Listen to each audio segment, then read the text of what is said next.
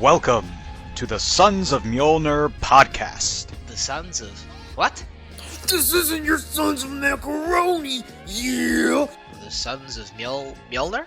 This is Sons of Mjolnir, yeah, yeah! Hi, everybody. Welcome back to another episode of the Sons of Mjolnir podcast. I'm one of your hosts, Gorgon. And I'm Fat Thor. Yep. And we're here today just to celebrate being here for 2 years and talk about some random comic stuff. Can you believe we've been doing this 2 years? No, I mean, yes and no. It feels like equal parts, like just yesterday and also like a million years ago. Like I was just thinking back, like you said, we just hit our 2 years. And I'm thinking back on our first couple episodes, which first of all, our first episode is like, it's so funny to watch back on. Like our setups are so funny and like we had no idea what we're doing. But I mean, even just thinking like the landscape of comics since we started. I mean, our first couple episodes were Beta Ray Bill, Banner of War, and I mean those have long been done and gone, and I mean we've had almost 2 Thor runs since then. It's like it's crazy to think how much has changed. And you know what? We've had 1 Venom run since then, like the whole time. Like that's kind of crazy for me to imagine that we've had 1 nonstop Venom run. We've had like 3 different Captain America runs, 4 now. I think we're on the 4th since then. Like it's insane. Yeah, I mean, and that's another one. Like, you know, we started one of our first Cap episodes was talking about Sentinel of Liberty with Jackson and Colin, and like we're just, you know, raving about this run, and now we've had them on the show, and it's really crazy to like think back of where we started, where we are now, and you know, I couldn't be happier with everything that we've done. And I want to thank everyone out there who may be watching or listening to this, who have been with us on this journey. It's the biggest pleasure I could ever think of. No, same. It's I for those of you who follow the show and have followed us for a while, right? I many of y'all know, and some of you might not, that our whole podcast started with, we had all been asked to be a part of different podcasts here or there, and we were just chatting in our group chat one day, being like, man, it's been a while since I've been asked to be on a podcast to talk about comics. I wish someone would like hit me up right now to talk about this. And then we were like, dude, why don't we just start our own and just chat about comics? Yeah. So we did. And the fact that 3 nerds from different parts of the world met on comic Twitter and became friends, and now all of you tune in to listen to us, to watch us, to just like leave comments about us babbling about comics, our favorite thing on the planet, is mind-boggling to me. And I'm just glad you're all here. Thank you so much for being part of this wild journey. I mean, I was a boy when we started this comic show. So. Yeah, lot of things have changed for sure. And I just want to also give a very quick update on our boy Cap. So, you know, people who listen and watch our show have probably been wondering where Cap has been. He hasn't been on an episode in a long while, but we actually just heard from Cap the other day. I just wanted to give everyone an update. He is doing well, and he will hopefully be on some more future episodes and be back into the regular schedule. But all love to Cap out there. We love you, buddy, and we cannot wait for you to come back. And also, I want to say, too, you know, we have, again, for all the people listening and watching, if you do listen to our show or watch our show, please do me a favor and just leave us a comment down below. Just let me know that you're there. Sometimes I feel like again, we have, you know, X amount of subscribers and followers, but sometimes it feels like I don't know if anyone is actually hearing us. I don't know if anyone actually listens. So again, if you are listening or watching this, if you made it this far in the video so far, just leave me a comment. Let us know that you're there. Just give a little wave or a hi or something like that, because we love talking to you guys. We love talking to people, and we would just love to interact with everybody a little bit more. So, you know, no pressure, but if you are there, we just love to talk to you guys. Yeah, we know you're there, but like let us know, please. Like, talk to us. Yeah, join us. The Sons of Mjolnir collective hive. Speak with us. Be part of the mind colony. That's all we want. Join the hive. Also, a huge, massive thank you to all of the amazing guests that we have been lucky enough to have on, both friends and professionals. that is one of the biggest joys of doing this is being able to help spread the word of good comics and to uplift the creators behind those. So to all of our guests, David Proposed, Jackson Lansing, Colin Kelly, Cullen Bunn, and too many to name. It's just everyone has been so fantastic, so nice and great and gracious with their time. So again, I just want a huge shout out to everyone who has, taken the time out of their day to come and nerd out with us on the show. And it's just, again, been so amazing. And I hope in year 3 we get more artists. We had Martín Còccolo on, Yes. right? And he was such a pleasure to have. Super nice guy, absolutely amazing, kind individual. I don't know if y'all know, Martín Còccolo is coming off of Immortal Thor as the artist, and he is going to be picking up and being the main artist coming up for the new Wolverine title that's coming out. That man's art is insane and so next tier, and I am like just ecstatic for this new Wolverine run for him to be in. Yes, absolutely. And that was an absolute perfect segue into the topic of Martin on Wolverine. So hats off to that segue right there. But yeah, I cannot be more hyped. And I want to say too, obviously I'm the Thor guy, and there's a lot of discussion happening right now with him leaving Immortal Thor. And so I want to say, as probably one of the biggest Thor fans out there, obviously we are sad to see Martin leave Immortal Thor, and his work on Immortal Thor has been absolutely amazing. But I want to remind everyone, artists switch titles all the time. This is a very, very common thing in the comic book industry. Okay. All the time. Like, Yeah. there are people too, right? How many times have I moved? Yeah. Since in the last 2 years since we started this, right? How many times do people get sick or have something happen that just Shit throws their happens. plans off course, or change careers, right? Especially since the pandemic. These writers and artists are people too. And there's a lot of nonsense being said online that's not fair, or kind, or empathetic, or understanding that they're human beings. Right? We don't know all the reasons that Martin's decided to switch titles.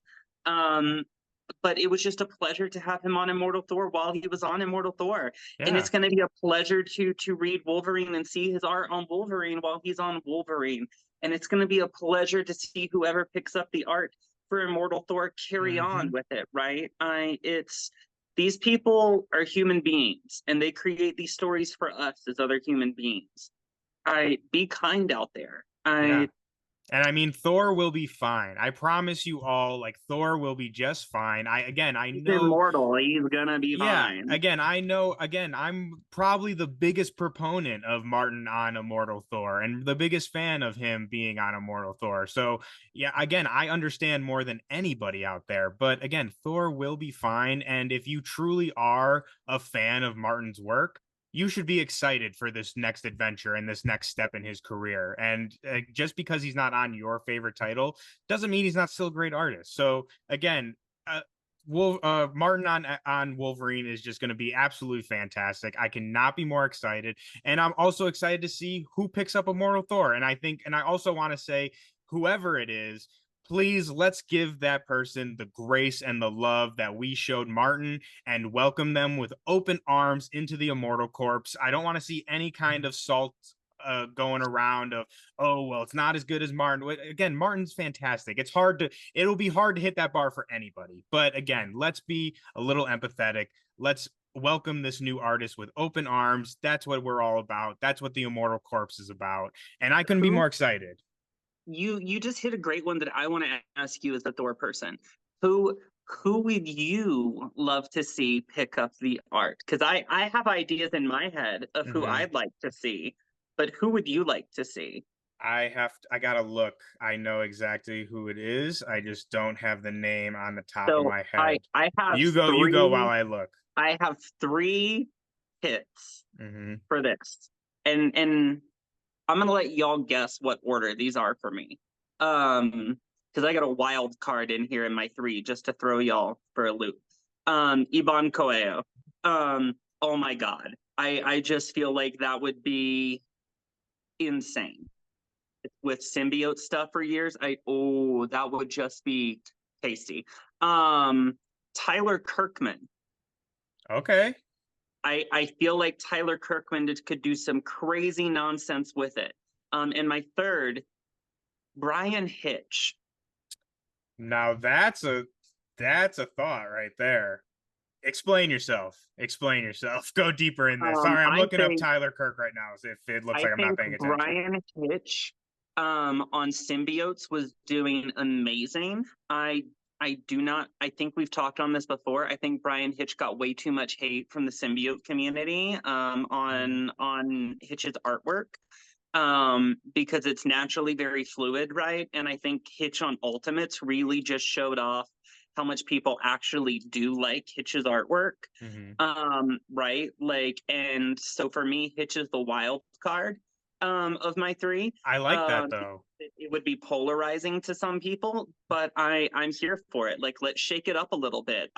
Let's have Thor do something in like an underwater planet in space or something, right? Like could you imagine Hitch doing something with the way he does water with like lightning underwater? I could see it. Honestly, like when you first said Hitch, it kind of took me aback. But the more I'm thinking on it, I think that would be good. And like you said, I think it would be a good like wild card, like a good mix up, right? Or in the rain with Brian Hitch, with the way Hitch does rain. Hitch does naturally do like fluids well. I don't think anybody can deny that Hitch does fluidic movement very well. Thor in the rain from Brian Hitch, I think would be like some of the craziest covers we've gotten in years. I like that. I like that list a lot. For mine, like I said, I know exactly who I would want, and I just didn't have the name on top of my head. And I might butcher this, so apologies. But Ibram Robertson. Ibram Robertson. Ooh, dude. Woo! I think it's not only an amazing artist, but so this was the artist on the Thor annual that the boys Jackson and Colin did about a year ago now, and that was some of my favorite Thor art in a while. Like they just nailed like the facial expression, the lightning, like the power. You know what I mean? It was the art was incredible. So that would be like my first pick. But I mean, throwing a wild card out there, which like this for sure would not happen. But I got to go back. I mean, it's like recycling the oldies, right? But don't fuck with the classics. Assad Ribic. I would love to see Assad come back. And he's one of my favorite Thor artists. So if like Martin left and Assad came back, and I think it would just really work well with Al's writing too. Because I think that's something we also have to think about is like, you know I'm talking about. Certain artists fit certain tones differently, right? And I think Ibram and, like I said, Assad would both really work well with the kind of heavy mythology I have a trump card lore. For both of our lists, and I wasn't gonna say it because like I'm the symbiote girl. It's expected that I say what I'm about to say. But I think if we all look back to some of the most like incredible scenes of Thor in the last 5 years, King in Black had some of the craziest art. And so I think with that for a trump card for both of our list, although it would neither happen, I'm gonna have to say Ryan Stegman. That would be a dream. That would be amazing. Unfortunately, he's on the new X line, so I don't see that happening. But that would be a dream. That would be amazing. Who I would love to see, speaking of X-Men, Iban Coelho do Deadpool. I would love a whole run with Iban doing Deadpool. I think that would be amazing. I love that. Like you said, we have to get more artists on here because I love talking to artists. Shout out Martin, and I also want to shout out Alex Cormack, who we've had on this show, who, I mean, the master of horror. Speaking of, we're talking about, people on titles. Alex on a freaking Venom run. Holy shit. That would be amazing. That would be so amazing. Come here. Alex on a Silence run. Dude. Alex, you hear me? Al, come on, brother. Come on, brother. Listen, all the symbiote I got a pitch for you. wants more love for Andy Benton so bad, and now Andy might be getting Mania back, meaning we're losing Silence. Why, right? When we've been begging for more content, I don't understand. But if anybody could make it make sense and do some fun with it in artwork, I just feel like, Alex, maybe you should come over. Maybe you should join the hive. Alex, come on. I'm about to email Tom Bravor myself. Like, we need to feel get like that's gonna who be do I our need to cover. call? That's gonna be our cover to this freaking video of me just being like joying us, Yeah. right? Yeah, you can have Venom and I side by side doing the same thing. Oh, you just gave me a great thumbnail for sure. We're I doing love that. that. You gotta Speaking of send me a Deadpool, picture later of you doing that. have you seen the Deadpool 3 trailer?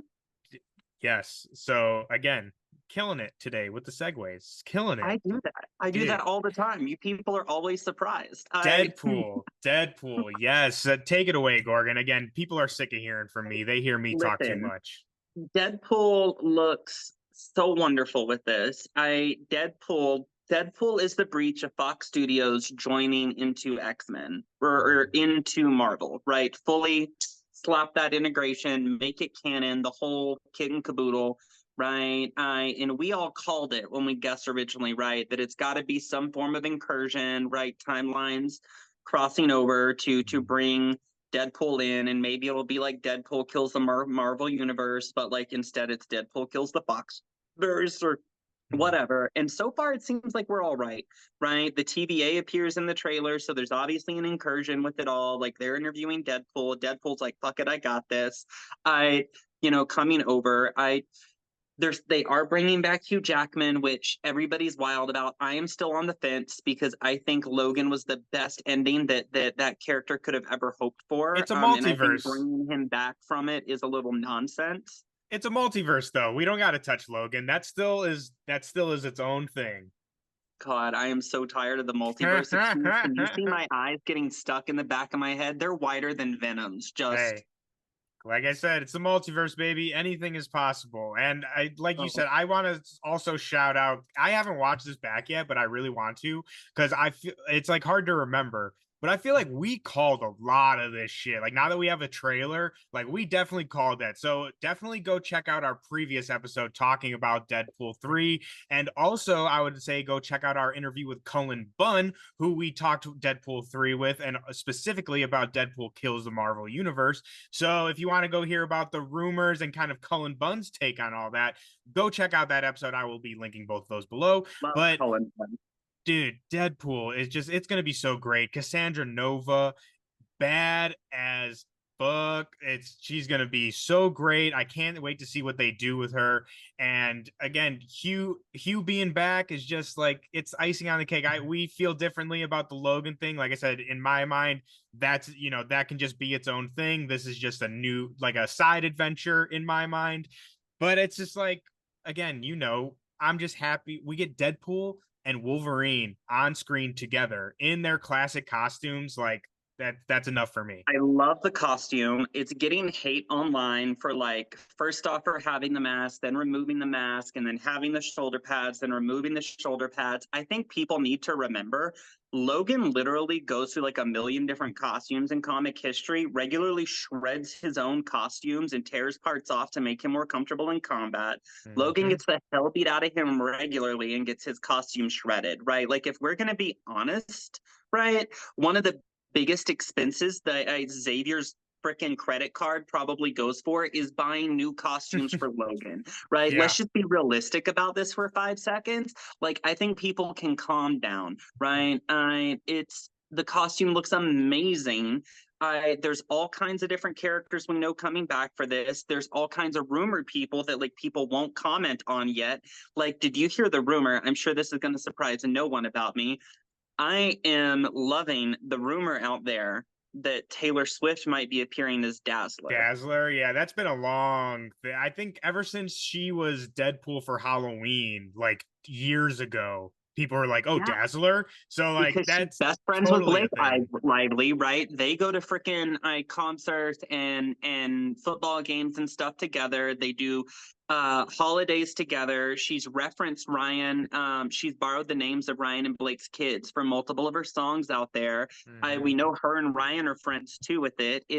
I am I like, think that's with for the sure. chokehold she has on the world right now, who really makes more sense to be Dazzler than Yeah. her? I think that's a pretty safe bet, but I will say I think there's cons to it though. So, and hear me out. This is nothing against Taylor at all. I think though, so if I think it's a Better pretty not safe be. bet. No, it's not for sure. But here's where I'm coming from though. It would be great and it would totally fit. But there's no way Taylor Swift is joining like the MC, like she's not gonna join like be in the X-Men movie. That's what I'm saying. So it's like, I mean, I guess we're talking multiverse. So I guess now that I'm like saying it, it makes me think it really doesn't matter.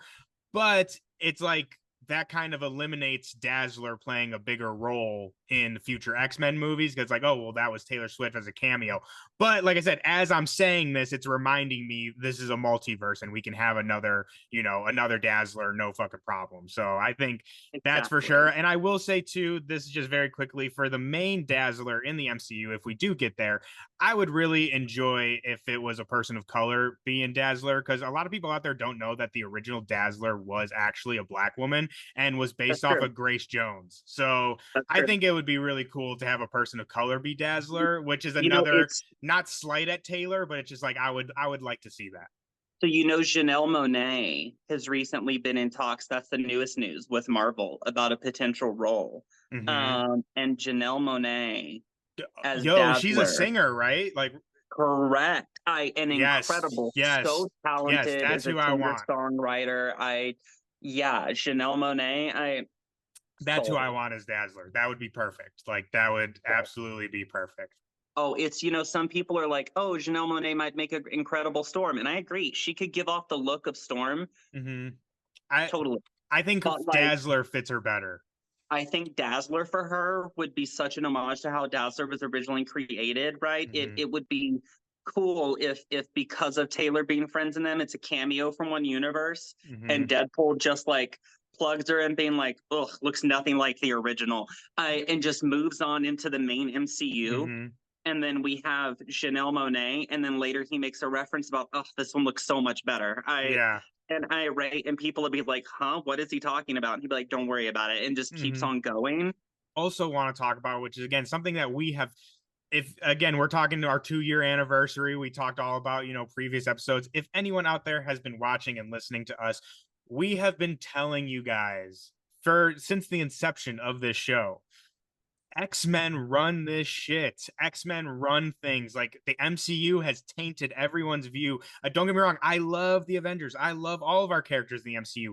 But before that, no one gave a shit about these characters. It was all about X-Men, Spidey, Fantastic Four, and we're getting Iron all Man of that. Was literally almost hard pulled and total canceled more times than like any other major title because of like failed sales in numbers prior to Robert Downey becoming Iron Man.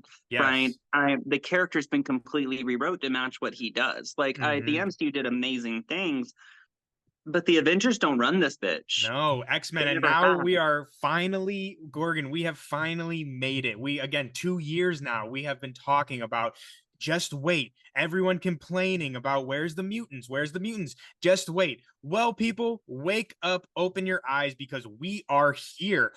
Think about it. The X-Men are everywhere. Since like the tail end of last year, X-Men 97 has been blowing everybody away week by week with a record-breaking premiere of the first 2 episodes.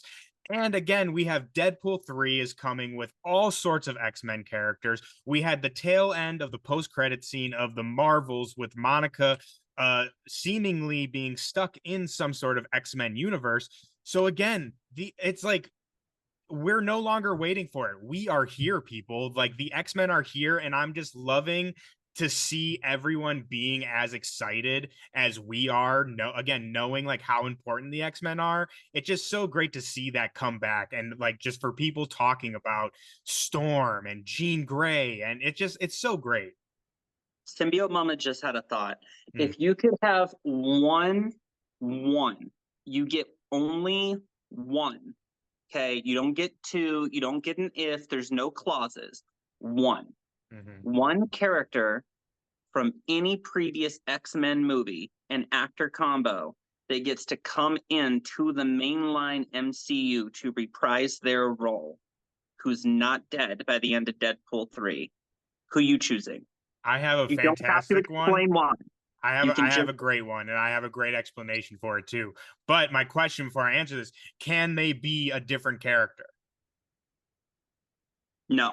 I want them to be the same character. Oof. Well, okay, so let me think.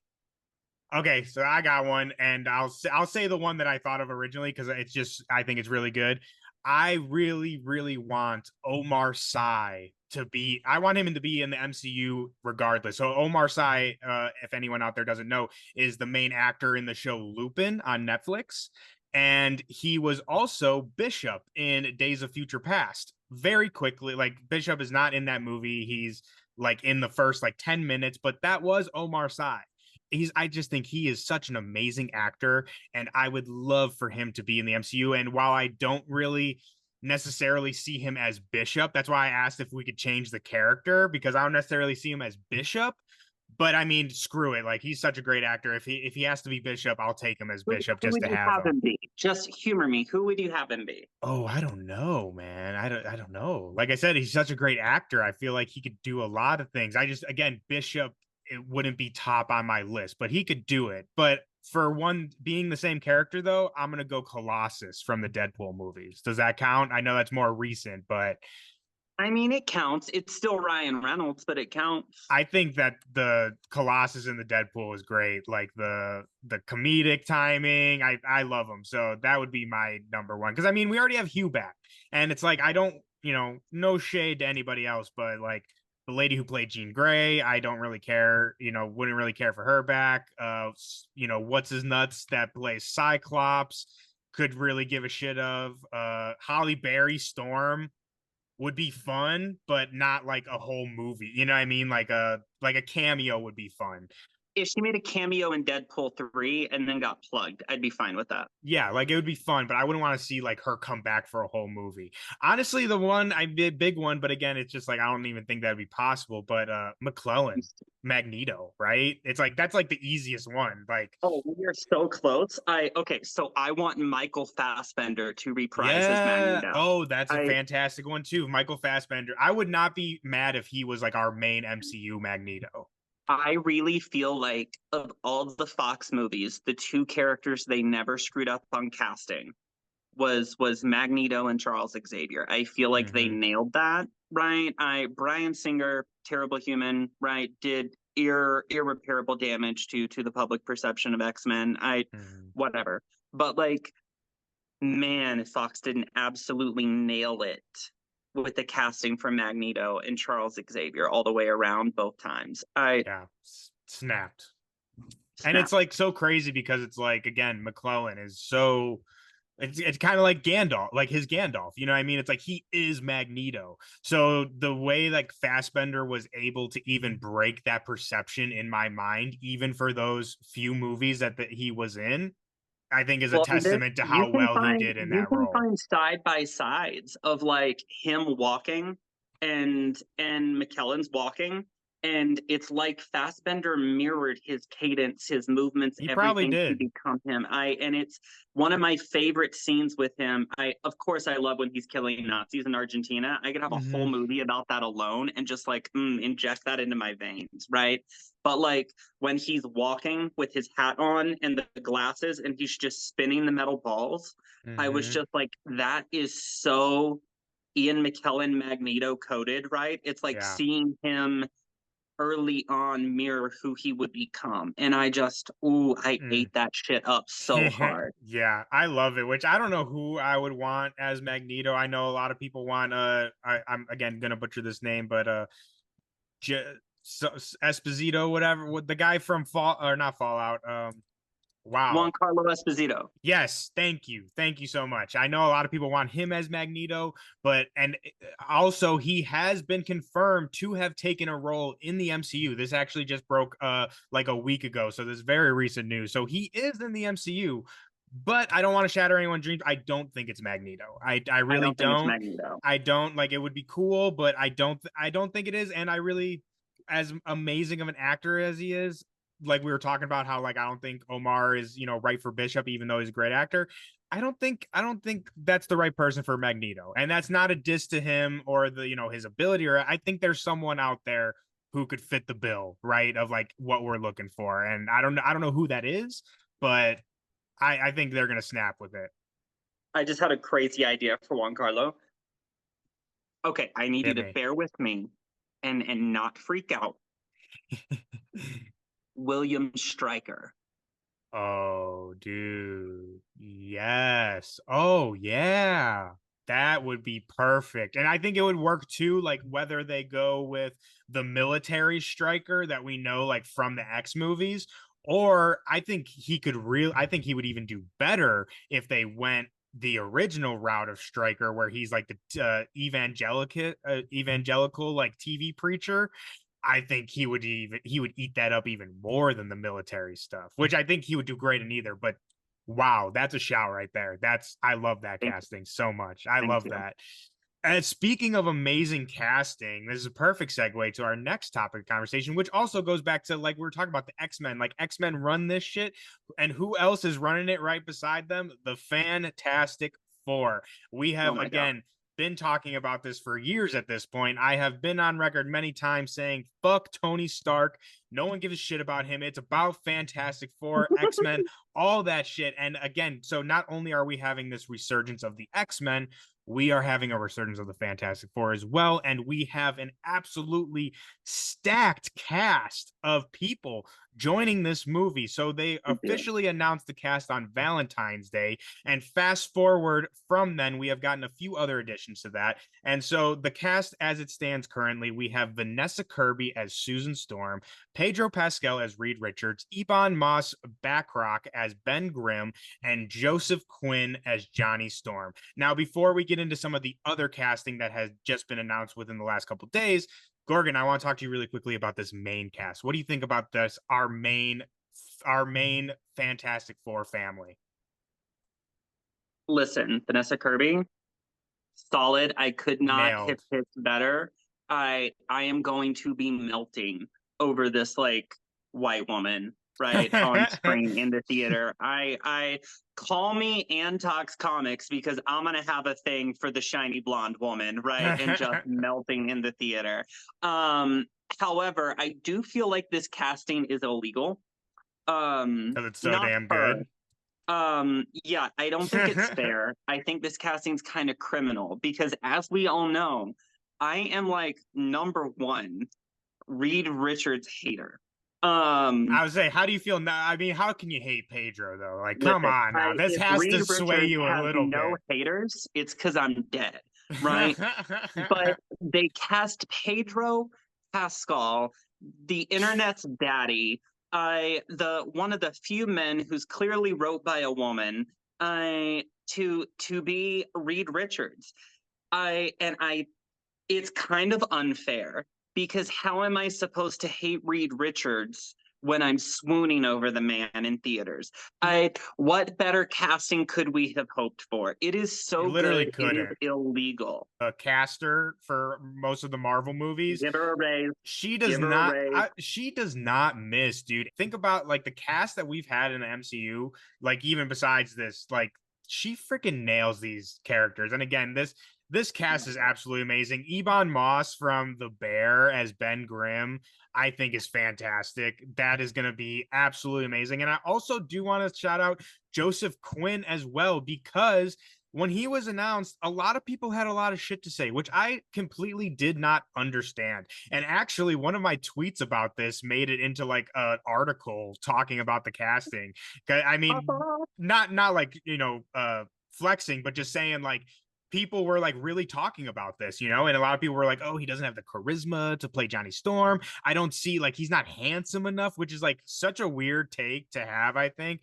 But also, I want to say at least, and again, this is just my opinion, obviously, but I think like his role as Eddie Munster in Stranger Things all but confirms that he will be a fantastic Johnny Storm. Like that charisma that he had as Eddie, I think is perfect for He Johnny, has and I such think a he's going to be commanding great. presence. He literally stole the show, right? For quite a few scenes. There's a reason the internet became like obsessed with him, Exactly. right? Yeah.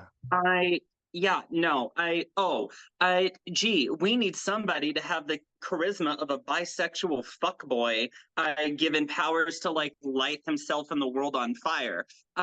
Okay, is that not so Eddie coded? Eddie Exactly. from Stranger Things coded. And Eddie wouldn't be Eddie without him as the actor. It makes total sense to me. Yeah, exactly. I don't like. I really don't understand. Like people are like saying the exact opposite of what I'm saying. Of like, oh, like his character as Eddie Munster or Munson, whatever his name is, would never fit as Johnny Storm. And again, it's like I feel the complete opposite. If It's anything, a that's like different perfect. character. Yeah. It has so many parts of him that are gonna translate, and he'll leave the parts that don't. It's crazy. It's almost like he's an actor, Yeah. and that's Right. his job. Yeah, it's almost like he's paid to like act like other people. It's crazy. But yeah, like I just wanted to say that because I don't really understand that kind of discussion at all. I think he's going to be fantastic. But I'm we got to get into while this is already amazing, we got to get into some of the other cast because these ones even I think blew my mind even more so than our main cast because we have some really heavy hitters here. And the first one I want to talk about, which also caused a big stink online, is Julia Garner, and that is going to be the actress. She was in Ozark, is probably her most famous thing. She was I forget her character's name, but the girl who helped Marty with the money laundering, not his wife, but like the younger girl. Yeah. And that I haven't seen much of her other work, but she was fantastic in that. And she is going to be playing actually the Silver Surfer. And now, before anyone gets all up in arms like they already have online, she is going to be playing the Shala Ball version. I think I'm saying that right. That version of the Silver Surfer, which is actually Silver Surfer's wife in the comics, Norrin Rad's wife. So for all the people out there that are like, oh, they're MCU, they're turning Silver Surfer into a woman. First of all, this happened in the comics. Second of all, Shala Ball, if I'm, again, correct me if I'm saying that wrong. Very important to Norrin Rad's character. Very important. Like that's like literally the linchpin of why he becomes the Silver Surfer. And I want to say it was in Alex Ross's Planet X that we get Shala Ball as the Silver Surfer. So if anyone wants to go check that out. But Gorgon, what do you think about her being a Silver Surfer? I'll let you take it away. Y'all know what I think. So my first thought is I want to address the fact that people still use the words MCU. Over 50% of the population are women. Less than like 40% of the characters in the MCU are women. Mathematically, you don't have a leg to stand on. Shut your mouth and sit down. I think I say MCU is a good thing. Why are we mad at an MCU? More powerful That's women? not how people use it. No, you know what I mean. Yeah, I know. My second one is I don't think the people who watch the MCU and make these comics or comments are people who actually read comics, because if they did, they'd know the history and they wouldn't be upset about this stuff. I literally feel like you could make a Venn diagram, right, of like white supremacist, sexist, MAGA level people here who hate Disney, right?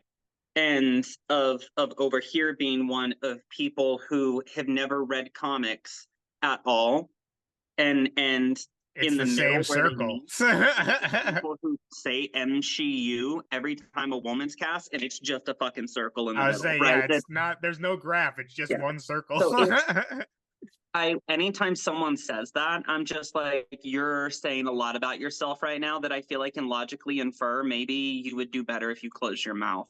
Yeah. Man, hormones are making me sassier. Look at this. But it's just like for me, it's like just use your brain for 2 seconds. Like I don't think that this is the route they're going, but let's just assume that she is the Silver Surfer for this movie. Like they don't mention Norrin at all. Like she's just Silver Surfer. again, use your brain just for a second. Do you really think that they're going to be making more Fantastic Four movies, bringing them into the MCU, and they're not going to bring Norrin Rad into the mix? Like, just like use that pea little sized brain just a little bit. Like, just give it a little workout and think a little bit. Like, this change, it changes nothing. Norrin will be there eventually. Gorgon's tinfoil hat moment. We have got to get a sound effect for that. This I'll moment find brought one. to you by Gorgon's tinfoil hat conspiracy theory. Norrin Rad will be in the MCU for no other purpose than who else will be the herald of the Enigma Force to give to Eddie Brock when God arrives in the MCU. I still believe God is coming. All the pieces are coming together. I still believe God is coming. That means Norrin has to arrive. I call me crazy, call it a tinfoil hat moment. I'm with you. Norrin Rad will be there. But back to the casting, she is fantastic for that. I nailed the casting. Kudos. Yeah, I love it. And speaking of being a herald, so again, we're going to have Silver Surfer, which means we're going to get Galactus, which we've talked about this before, and I'm not really completely psyched about like going straight into Galactus with our first Fantastic Four movie. I always have been under the thought of I kind of want just a fun adventure to introduce us to the characters before getting into like really big shit. But I mean, I can't complain. Like, we're getting Galactus, and playing Galactus is Ralph Ineson, and I might be saying that wrong, but you might know, I'm not very familiar. He's been in a lot of stuff. What I know him from is he was in Game of Thrones, and he was actually one of the Greyjoys who take out Theon when they first take over Winterfell. So you might remember him from that, but he's also been in a lot of other projects. But again, nailed it. I wonder if maybe they're going to treat Galactus the way they did Thanos. Right. We get it teased and hyped up for a minute. I think Galactus is worth that as a villain to have the Thanos treatment, right? The build up to let it be, the Infinity Saga was building up for Thanos, constantly mentioned here or there, right? I have the slow build and then bam. I think Galactus is worth that. There's nothing saying that we can't get a fun one to jump them off and introduce us to stuff and have his presence lurching and looming in the background. Right. I 100% agree. Only time will tell. But I think Galactus is worth that treatment because I'm like you. I love jumping right into the hard, big stuff, absolutely, as much as the next person. But I think there comes a point where we need to go back to the roots with some stuff and settle down. Just a little bit, right? Like Spider-Man, I don't really think we needed to because everybody knows who Spider-Man is, right? We've had 3 movies of Spider-Man accepting and earning the fact that he's Spider-Man. If the 4th one isn't Tom Holland just going at it, swinging and just fighting big bads and just going to town, then I will finally complain big time about MCU Spider-Man, right? Until then, I'm going to be nice about it. But I think Fantastic Four is one of those that's had 2 different iterations now. So I feel like as much as we could probably just jump in and go hard, I feel like the other 2 iterations have done that. And it might be nice to slow it down, show us why they're the first family. That's exactly what I'm saying. For me, like exactly what you're saying, I think the last 2 movies, whether you love or hate them, no matter how you feel about them, that was a long time ago. And and unfortunately, with them being under Fox, the Fantastic Four have been out of people's minds for a long time. So in my opinion, I really think like we kind of just need to get back to basics. And like you said, show me and show the rest of the audience, people who haven't read the comics, why this is Marvel's first family, like why they are different from the event. Like the Avengers are a family, quote unquote, but like this is an actual family. Like they are brother, sister, father, and like they're an actual family. So give me that family. Show me why they love and care for each other. So I am 100% with you where I think Galactus should be a kind of Thanos type of rollout.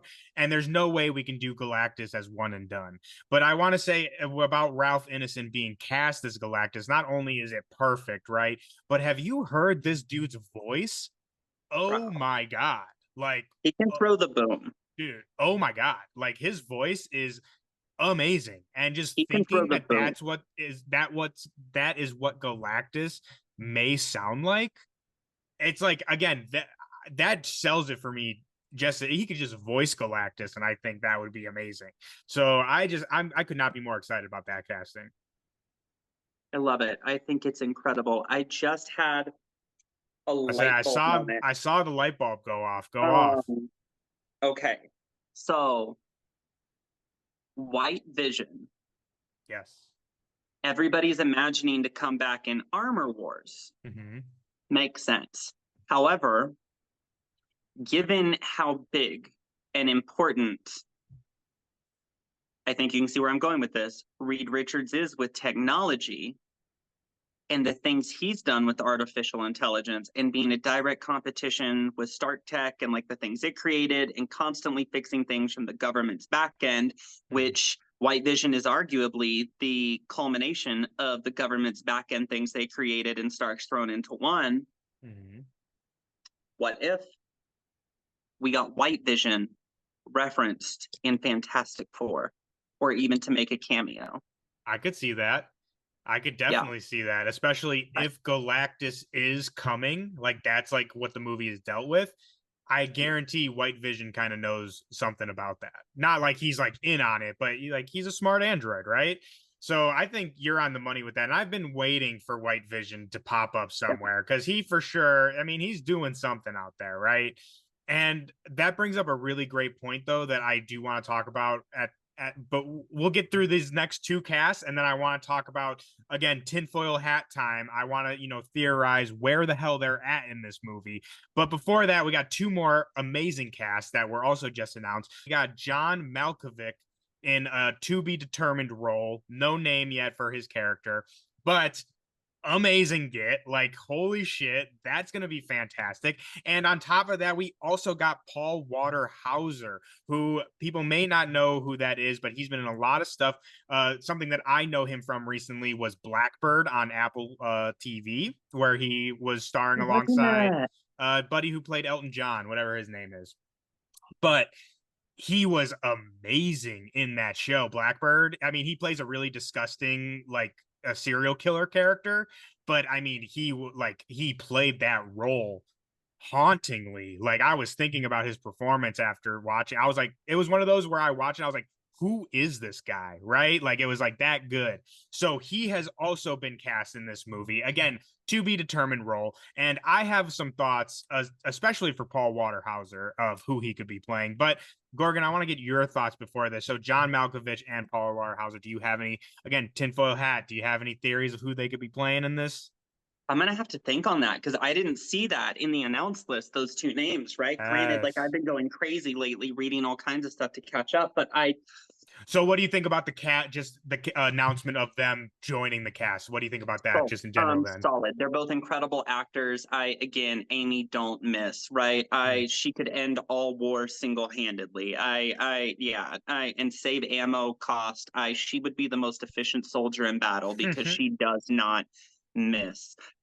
Free Palestine, right? She could end the conflict 100%. Single-handedly because that bitch don't miss. Hell yeah! Say it one more. Free fucking Palestine. Dude. Free Say Palestine, it one more time. Free right? Palestine, All jokes aside, all clever puns I make aside, fucking free Palestine. Yes, right? 100%. Okay, the Sons of Mjolnir podcast does not stand with genocide of any people on this planet. Anywhere. Okay, are you gonna say we're into social justice warrior shit? Maybe, but you know what, that comes free with cape shit because it comes with standing up for human rights. Simple as that. I have some fucking media literacy about the comics you're reading. Free Palestine. Yes, But absolutely.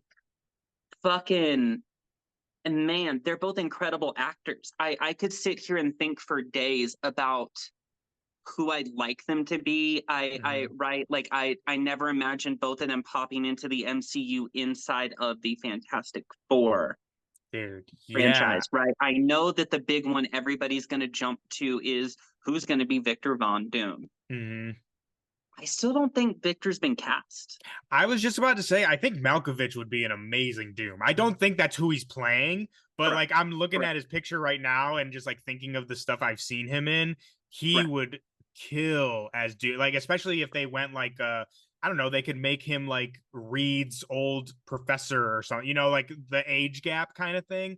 I think that would absolutely hit. But for Paul Walter Hauser, though, I'm thinking it will be criminal if he is not Mole Man. I feel like that has to be who he's playing, right? Like that has to be it. But if it's not, the other one I'm thinking is he could be voicing the robot, their little robot buddy, Herbie, or whatever his name He'd is. have a great voice for that. That would be fun. Yeah. But I Crazy think thought. Mole Man though. From the bitch who hates Reed Richards and doesn't trust a Reed Richards except for one that is sacred. What if, because it's Reed Richards, we're already jumping into the Council of Reeds, and that's how we know Galactus is coming. That would be nuts. Get And one Krasinski of them show is an up. alternate Reed. Ooh, Malkovich as an alternate Reed would fit beautifully. That would. I don't listen. That would be We great. all know how I feel about the Council of Reeds. It proves that all Reeds in it are corrupt. And they have no business being alive. I digress. If there are no Reed Richards haters left on this planet, it is because Mama's dead.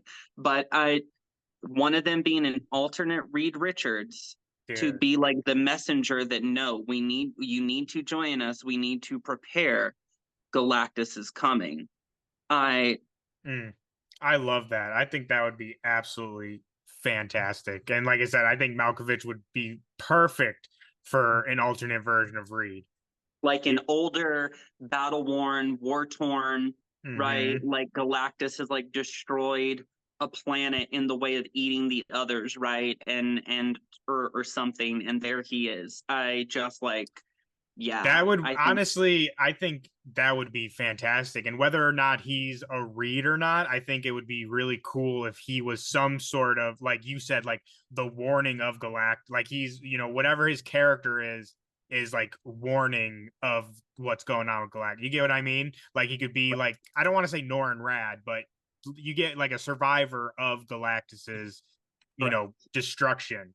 Tinfoil hat time, Gorgon. Let's put on our tinfoil hats and let's theorize, because I really want to talk about, before we get out of here, where the hell are the Fantastic Four? So we have the picture that we got on the Fantastic Four day of Joseph Quinn's Johnny Storm flying over a city. But if you look at this city, it's definitely not New York. It's like a retro future, like Jetsons, but in the 60s kind of, and which it definitely fits with the aesthetic that we saw from the cast reveal photo. So Gorgon, we've talked about this before. I don't remember the episode, but we've definitely discussed this topic before. Where do you think the Fantastic Four are? Especially now, again, I think when we talked about that was before we had the multiverse and stuff. So again, now that the multiverse is open and all that bag of worms is, open, where do you think that they're at in this movie?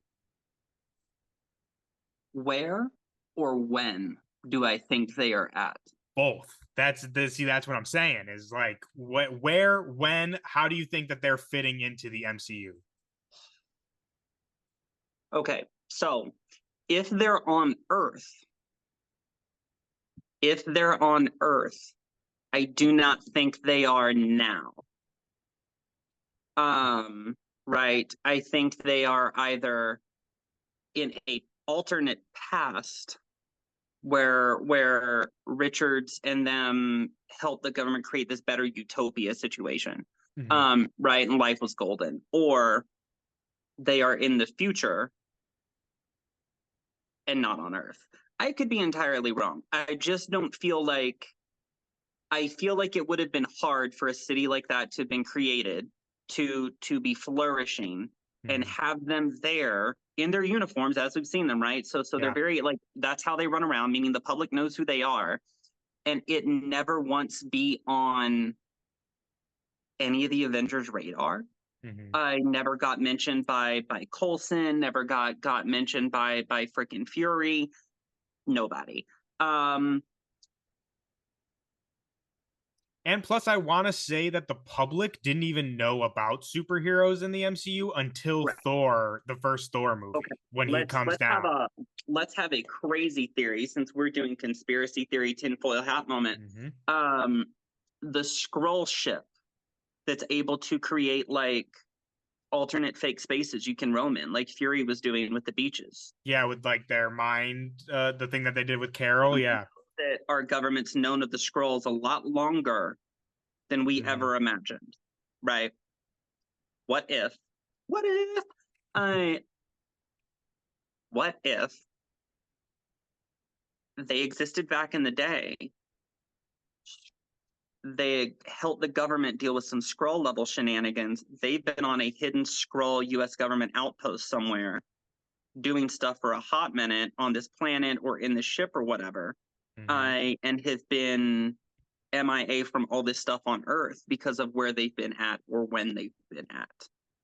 I like that. I like that a lot. And I really think though, which it's like, I was just thinking about this, like maybe they won't do it because like Cap, right? Like basically the idea of like the man out of time, right? Like people out of time, right? It seems like that's the route they're going. But now that I'm thinking about it, it's like we technically, I'm talking Steve Rogers Cap. We have Captain America, Sam Wilson, but like Steve Rogers, we don't have that kind of, again, man out of time plot device in any of our characters anymore, besides Bucky, I guess you could say. So I think that the Fantastic Four could work really well to kind of fill that void of like, oh, they're coming in the modern era, don't really understand like, modern kind of, our world, right?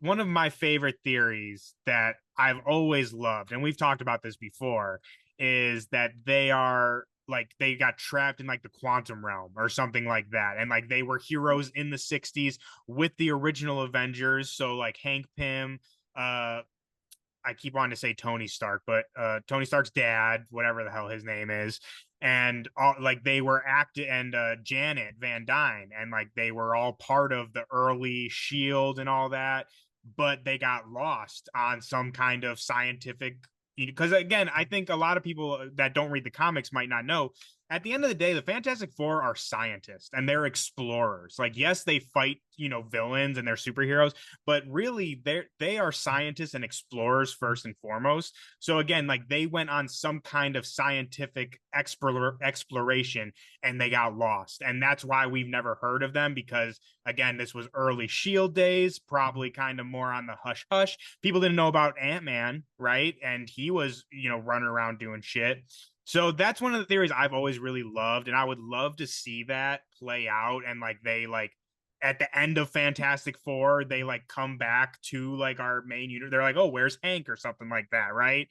I think that would be great. But talking about this like futuristic city, I feel like that kind of nulls that out. Like that's like not possible. Unless they're not on Earth, right? Because we know there are far more advanced civilizations and other things, and like maybe they were exploring and ended up helping some planet and just ended up staying there, right? True, I like because that. of the distance of another planet to here with us, it reduced aging through time dilation, doing some weird interstellar timey-wimey bullshit, right? Because who else would do that but the Fantastic Four? Makes total fucking sense for them.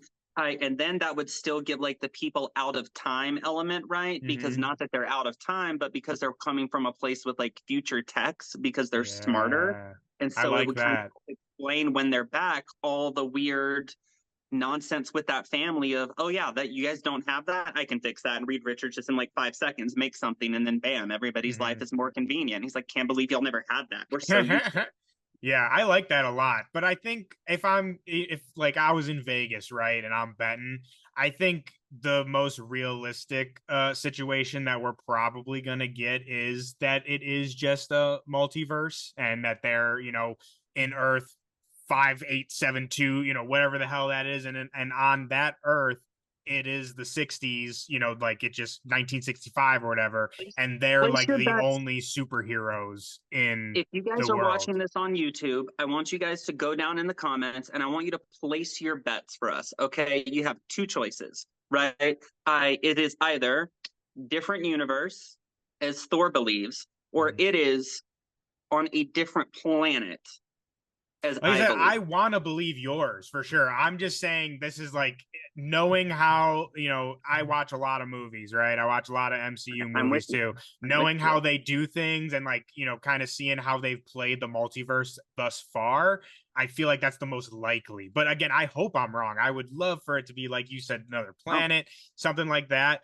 But again, I think it'll probably be just a multiverse where they're the only heroes. And I want to say too, it's going to be definitely like incursions. That's what's going to bring them into the fold. Like They're I either hope their not. universe is destroyed by an incursion, or they're become aware of the incursion from Galactus and like again going back to the explorer thing. I think that could really fit their characters well if they found out that our MCU is in threat of an incursion and they come to like help us, right? Like I think that could Yeah. fit. Here's my thing. I just think you can only do the incursion gambit so many times in a while before it loses its luster with the audience, right? Mhm. That was all of what Loki season 1 and 2 were about, is incursions, right? Back to back. Multiverse of Madness. Multiverse of Madness, and now we have Deadpool 3, which is bringing Deadpool into ours through an incursion, we know, with like the TVA. So if we Mhm. immediately turn around and pull that shtick again, I think audiences are going to be burned out. I would rather save them dealing with like an incursion level event, right? Mhm. Until it being like far later on, like if they wanted to do like Ultimates or something, Yeah. right? I could In see some way. I think I could see both sides where I 100% agree with you of especially like that if they do go that route, it'll almost be like back to back to back. Because I mean, we also dealt with incursions in the Marvels as well. So Yeah. I definitely agree with you where we run the risk of, like you said, kind of burning out on the incursion thing.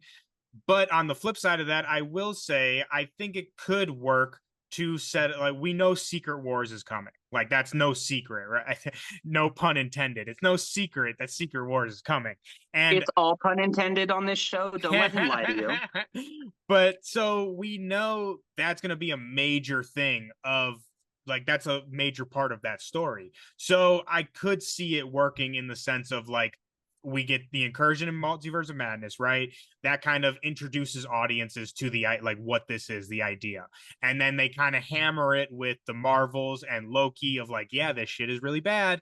And then Fantastic Four is kind of like the linchpin leading us into Secret War. Like it's like, oh, like the incursion, like, yeah, we told you guys this is really bad. And now it is at the critical point of, and then, like I said, Secret Wars comes out of that. So I could see it working like that too. If you know, I'm not saying that's what I want. I'm just saying I could see them working it that way. And I think that could, again, I think that could work. But I whether or love not it you. could I work, hope you're wrong. I hope yeah, that doesn't happen. I hope I am too. I hope I am too. But again, I got to be devil's advocate here. I got to be more realistic. You know me. I get my hopes up too much too often. So I got to, tamper my expectations sometimes. But I mean, we've talked about a lot of great stuff here today, Gorgon, and there's been We just have. so much exciting things happening like we're talking about. It's just for me, I just love seeing people talk about these characters. And again, it's like no diss to the Avengers and Captain America, but it's like it's been so long, over a decade now, of like everyone just focusing on these characters, and it just is so nice and refreshing to see everyone recognize how great that these characters are. Let me ask you before we get out of here, because Mhm. we started this off talking about how we just finished 2 years, right? Mhm. And again, thank everybody for being here through it all. If you guys don't follow us on Twitter at the Sons of Mjolnir, we're on YouTube, we're on Spotify, we're on Apple Podcasts, we are on everything under that name. We are We're not hard to everywhere. find. Okay, don't Everywhere. let the name fool you. Still a girl. Okay, but like in year 3, by the end of year 3, who is a comic book character you hope to in Marvel have seen listed as being casted or coming up for sure in a film? You know who I'm gonna say. Are you I about to say say, Better Ray? dude, Bill. I knew it. I Yes. knew it right All out the day. gate. Easy. That's an easy one. Bill. Better Ray Bill for sure. I think obviously I'm just a fan of the character, but I also think that Bill could really fit a niche of the MCU that a lot of people complain about. And it's like we just got confirmation, I want to say like a week or so ago, that Thor 5 is in development. Chris Hemsworth is returning as Thor. He even said he wants to return specifically to give fans I don't want to say a good movie, because you can go watch our episode about Love and Thunder. We enjoyed Love and Thunder for what it is, not for what it wasn't. But he specifically wants to come back to really give fans like a really great Thor movie, right? But I mean, as much as I would love it, we can't have Hemsworth forever. And, they're not going to make Thor movies forever. So I really think introducing Bill could really hit that niche of again stepping into that role that Thor will leave once he inevitably is done with the MCU, which again, who knows what will happen. You know, we could recast all that kind of stuff, but again, I think Bill would be a great way forward and a great way to stick in the Asgard god mythical kind of niche that Thor fills in the MCU.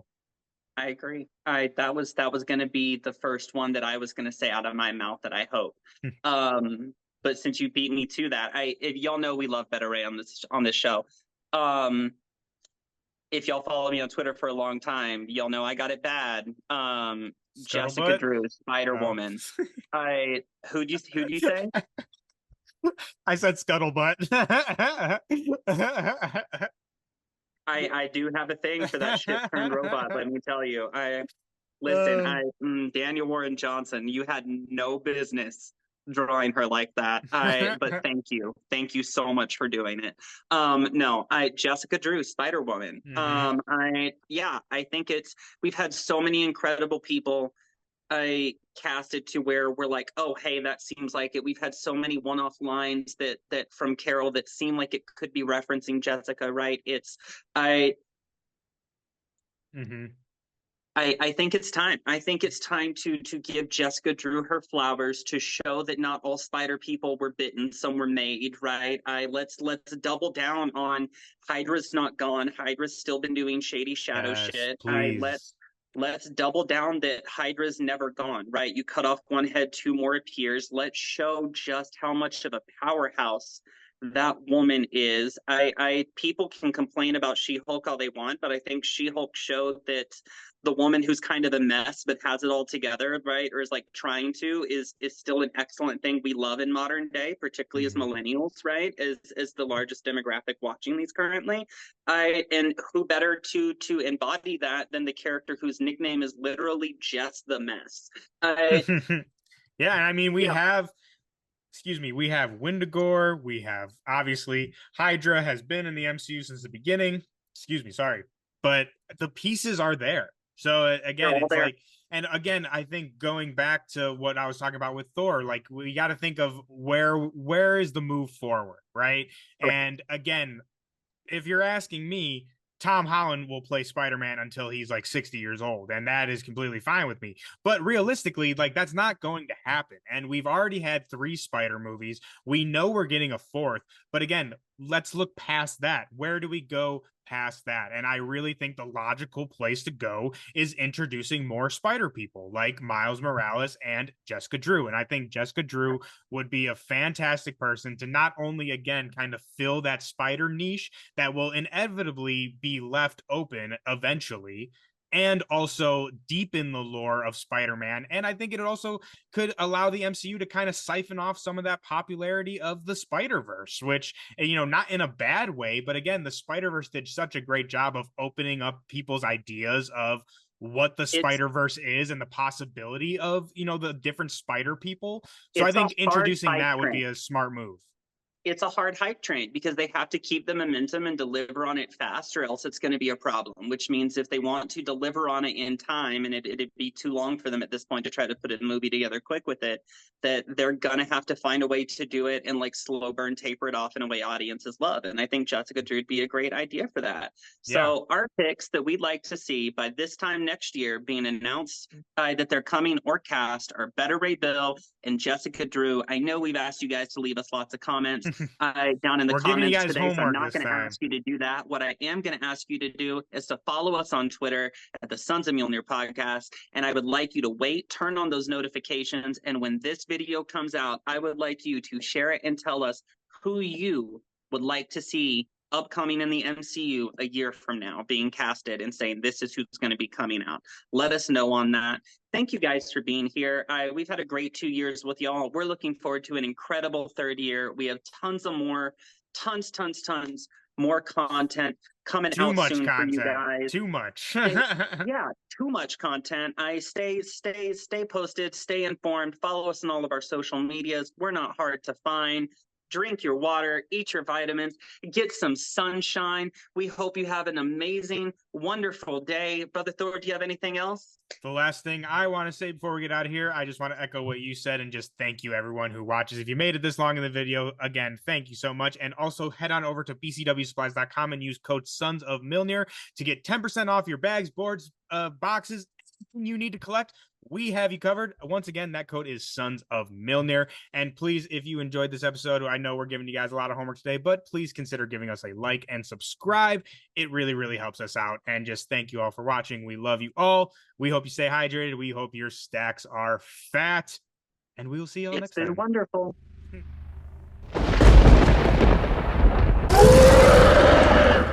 I can do this all day.